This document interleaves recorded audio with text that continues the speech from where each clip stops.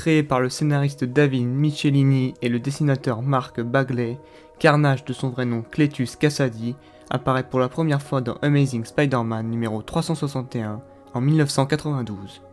L'enfance de Cletus Kasady fut assez troublée, dont les détails restent flous. Cletus modifia souvent son récit à chaque évocation.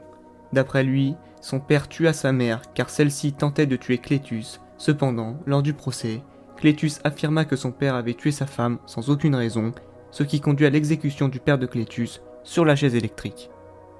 La relation de Cletus et sa mère reste également trouble puisqu'il semblait éprouver des sentiments à son égard. Il tenta même de déterrer son cadavre au cours de l'une de ses missions meurtrières. Toujours selon Cletus, après avoir torturé et tué le chien de sa grand-mère, il tua cette dernière en la tirant dans la cave afin de la pousser dans l'escalier. Par conséquent, Cletus se retrouva à l'orphelinat du foyer pour garçons de Saint-Est, où il fit l'objet de nombreuses moqueries à cause de son comportement asocial.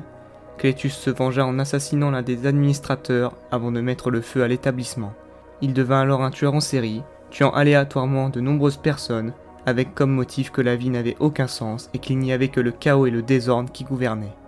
Cletus finit par se faire arrêter, il fut emprisonné à Rikers Island et condamné à 11 fois la perpétuité.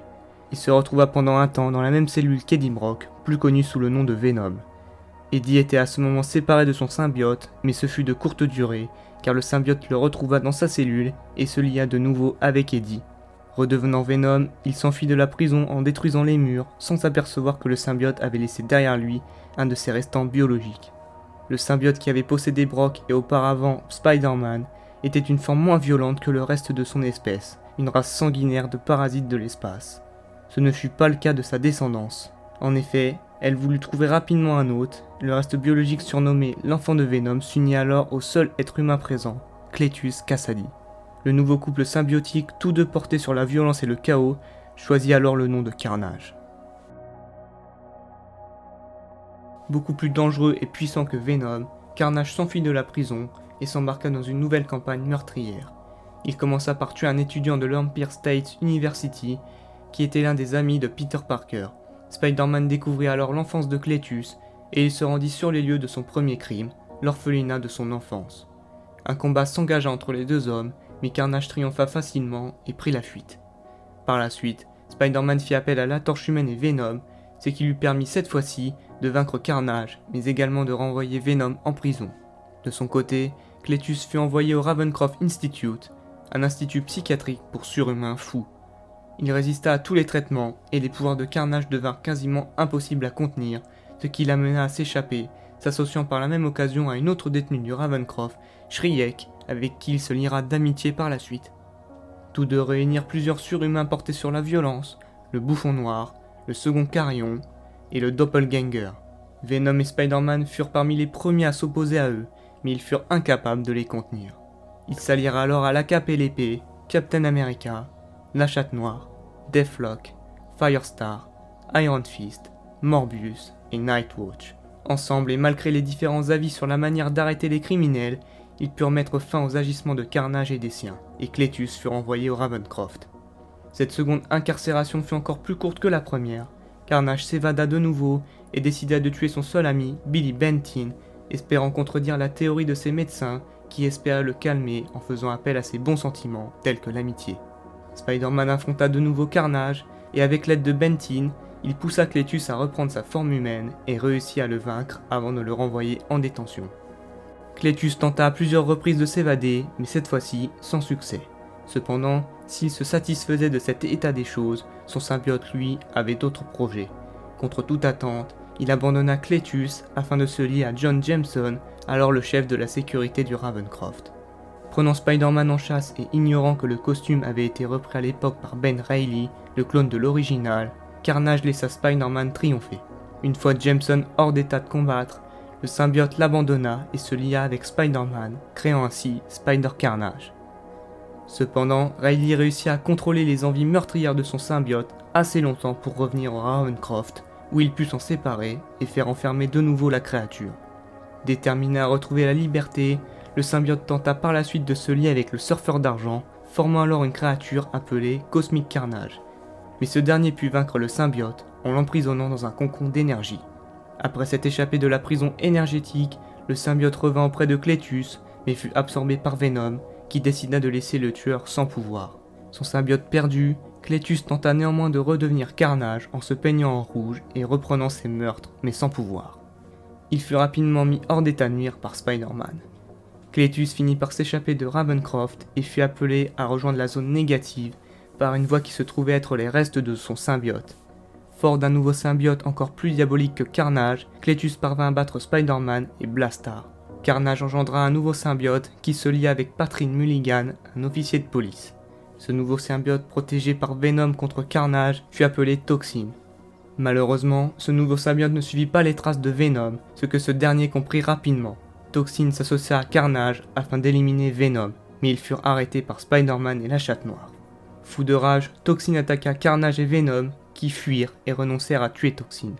Carnage se retrouva de nouveau en prison au Raft, où il tenta de profiter de l'évasion massive orchestrée par Electro afin de retrouver sa liberté. Il fut stoppé par Sentry, qui le déchira en deux dans l'espace afin de mettre fin à son existence. Cependant, Carnage protégea son hôte et sauva Cletus en les plongeant dans une forme d'hibernation. Après avoir été en orbite pendant des mois, ils furent retrouvés par des employés de Michael Hall, le président de la Hall Corporation, qui comptait concurrencer Stark en mettant au point, grâce à Carnage, des prothèses capables de réagir à la pensée de son utilisateur. Après des mois d'essai, le docteur Tanis Neves reçut un bras prothèse qui prit vie et obligea son utilisatrice à tuer ses collègues. Tanis fusionna avec le symbiote et fit naître un nouveau Carnage qui rejoignit le corps conservé de Cletus afin de le réanimer. De nouveau en vie, Cletus tenta de se venger, mais Spider-Man et Iron Man tentèrent de l'arrêter. Après cela, un nouveau symbiote apparut qui se lia avec Shriek puis avec Tanis, donnant naissance à Scorn. Profitant du chaos, Carnage s'enfuit avec le Doppelganger, promettant de revenir se venger.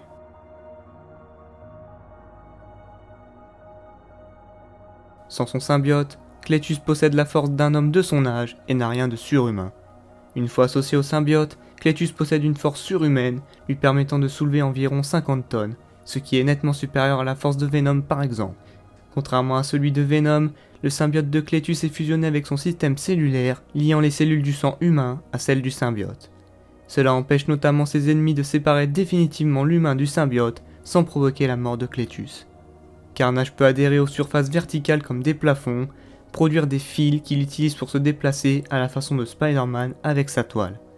Ces fils lui permettent notamment d'attraper et d'attacher ses adversaires. Il est doté de griffes extrêmement tranchantes et peut créer ses créations en forme de lames, de haches, d'épées ou autres sur ses ennemis. Carnage peut absorber les impacts des balles des armes à feu, mais est très sensible aux attaques soniques et aux flammes. Le symbiote peut aussi imiter l'apparence de n'importe quel vêtement afin de se camoufler. Carnage produit constamment de nouvelles molécules et dispose de réserves inépuisables qu'il trouve chez ses victimes. Carnage est capable de neutraliser le sens d'araignée de Spider-Man jusqu'à un certain degré, mais possède également la faculté de voir par toutes les parties de lui-même qu'il relaie à son hôte afin de ne pas être surpris par une attaque dans le dos par exemple. Concernant la dépendance de Cletus et de son symbiote, Cletus en dépend physiquement. Par exemple, quand le symbiote fusionna avec Ben Reilly, Cletus vieillit rapidement, son corps se détériorait, n'ayant plus la moindre force physique, mais dès que le symbiote revint à lui, Cletus retrouva la santé.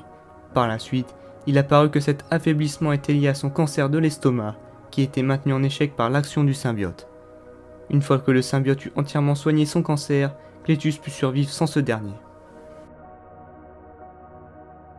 Voilà, c'en est terminé pour cette vidéo. Carnage étant un personnage très complexe et étant donné que par la suite de nombreuses choses ont été ajoutées sur lui, je n'ai pas forcément tout raconté, afin de ne pas trop s'en mêler et afin d'aller à l'essentiel.